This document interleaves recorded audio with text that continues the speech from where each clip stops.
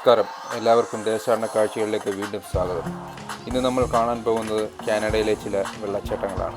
ചെറുതും വലുതുമായി ഒട്ടേറെ അതിമനോഹരമായ വെള്ളച്ചാട്ടങ്ങളുള്ള രാജ്യമാണ് കാനഡ.